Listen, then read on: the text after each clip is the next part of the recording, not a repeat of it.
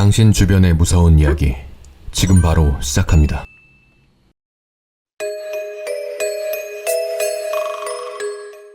제가 초등학교 5학년이었나 6학년이었나 정확하게 기억은 안 나는데 아무튼 저랑 동생 그리고 부모님과 여름휴가로 하동 쌍계사에 놀러간 적이 있습니다.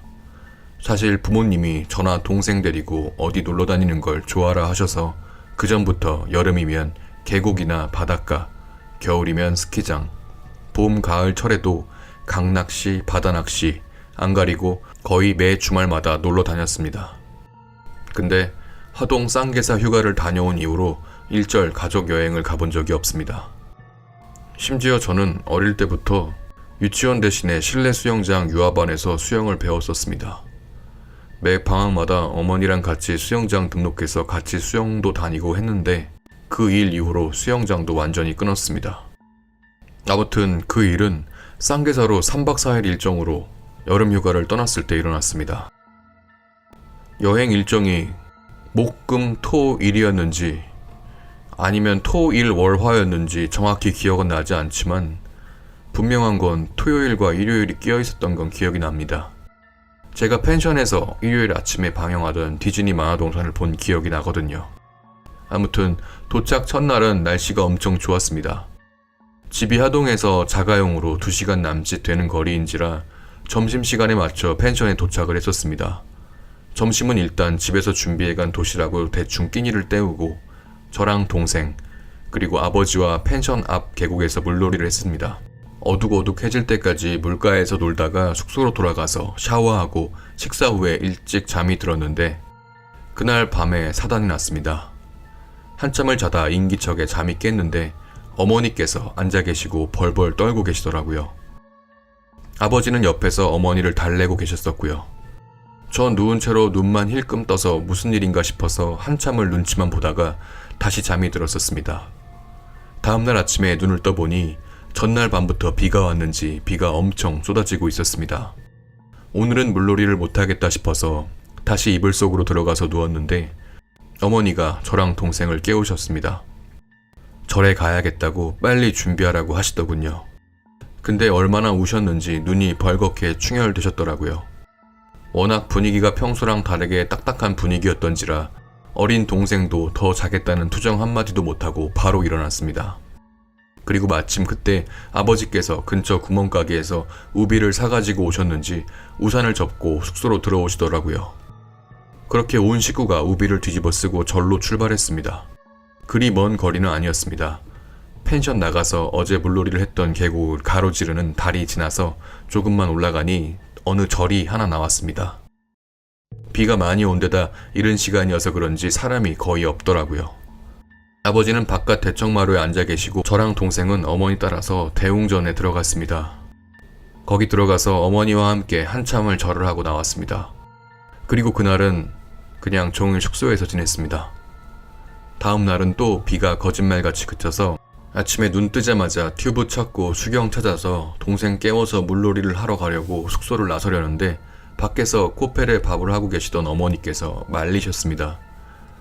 아침 먹자마자 바로 집에 돌아간다고 준비를 하라고 하시네요. 내일 집에 가는 거 아니냐고 여쭤봐도 아버지도 그렇고 어머니도 대답을 안 해주셨습니다. 식사 후에 바로 짐 챙겨서 집으로 돌아왔습니다. 할아버지나 할머니도 내일 집에 오기로 했던 식구들이 갑자기 돌아오니 좀 어리둥절해 하시더라고요. 할아버지께서는 저만 몰래 옥상으로 부르셔서 혹시 거기서 아버지랑 어머니 싸웠냐고 여쭤보실 정도로 어머니 분위기가 이상했었습니다. 그날 저녁에 안방에서 할아버지 할머니 그리고 어머니 이렇게 셋이서 한참을 이야기를 하셨습니다. 안방에 큰 TV가 있어서 보통 거기서 저녁에 드라마도 보고 영화도 보고 했었는데 그날은 저나 동생이나 근처에도 못 오게 하시더라고요. 그래서 저희 둘은 아버지랑 같이 작은 방에 있었습니다. 그리고 그날 잠이 들었는데 저는 안방에서 할아버지 할머니랑 있었고 동생은 옆방에서 부모님과 같이 잠을 잤었습니다. 근데 그날은 할머니께서 밤늦게 외출을 하시더니 제가 잠이 들 때까지 집에 돌아오시질 않으셨습니다. 한참을 자다가 누가 흔들어 깨우길래 잠이 깼는데 할머니가 절 깨우고 계시더라고요. 동생도 어머니가 깨웠는지 벌써 나와서 마루에서 서서 꾸벅꾸벅 졸고 있었고요. 할머니께서 저랑 동생을 데리고 마당을 지나서 대문 바로 앞까지 데리고 나가시더니 대문을 등지고 서라고 하셨습니다. 그때가 동틀녘이었습니다. 지금 생각해보면 대충 한여름이고 해가 뜰락말락하는 시간대였으니까 대충 새벽 4시에서 5시 정도가 아니었을까 싶네요. 아무튼 그렇게 서 있는데 할머니께서 아까 집에서 나오시면서 한 바가지 가득 왕소금을 퍼오시더니 그걸 저랑 동생 뒤통수에다 대고 뿌리셨습니다. 상의 옷 속에도 뿌리시고 바지 속에도 뿌리시고 온몸 구석구석 뿌리시더니 또 한참을 세워두셨습니다. 그러다 이제 됐다고 들어가자고 하시길래 다시 들어가서 한나절 늘어지게 자다가 점심때나 되어서 일어났습니다. 아까 왜 그러셨냐고 여쭤봐도 아무도 대답을 안 해주셨습니다. 할아버지도 그렇고 아버지도 그렇고 강가나 바닷가에 텐트 치고 밤낚시하는 걸 굉장히 좋아하셨었거든요. 저도 가끔 같이 가면 밤에 텐트 안에서 안성탕면을 코펠에다 끓여서 같이 후후 불면서 먹고 했던 기억이 나는데 그 후로는 한 번도 낚시를 가신 적이 없으십니다. 그리고 시간이 지나서 저도 동생도 다 잊어버리고 살다가 제가 고3 여름이었나? 어머니랑 집에 있으면서 이런저런 옛날 얘기도 하다가 문득 그게 생각이 나길래 어머니께 여쭤봤습니다. 이번엔 어머니께서 순순히 얘기를 해주시더라고요. 그날 밤에 주무시다가 꿈을 꾸셨는데 저랑 동생이 거기 숙소 앞 물가에서 물놀이를 하고 있었다고 합니다. 어머니는 물가 바로 옆 평상에 앉아서 저랑 동생 노는 걸 보고 계셨는데 갑자기 어떤 여자가 물가로 뛰어들더니 저랑 동생을 양 겨드랑이 사이에 끼고는 첨벙첨벙 웃으면서 뛰어가더랍니다. 어머니는 깜짝 놀라서 물가로 한참을 뛰어가면서 애들 돌려달라고 사람 살려달라고 고래고래 고함을 치시는데 그 여자가 뛰어가던 걸 멈추고 어머니 쪽으로 쳐다보면서 씩 웃었는데 그 여자 생김새가 아직까지도 기억이 난다고 하시네요. 그쯤에서 아버지께서 어머니를 흔들어 깨우셔서 잠에 깼는데 어머니가 가위 눌린 것 마냥 꺽꺽거리면서 부들부들 떨고 계셨다고 합니다.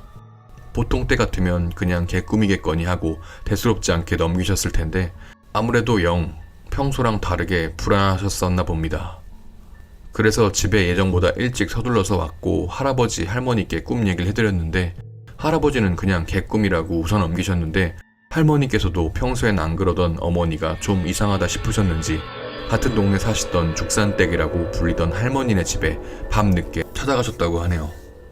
죽산댁으로 통하던 할머니는 흔히 얘기하는 무당, 무슨 보살로 불리던 그런 분이셨는데 그 얘기를 들으시고는 동틀 무렵에 저랑 동생을 데리고 나가서 한 바가지 가득 푼 왕소금을 몸 구석구석 발라서 잡귀를 떼내야 된다고 그렇게 말씀하셨다고 합니다.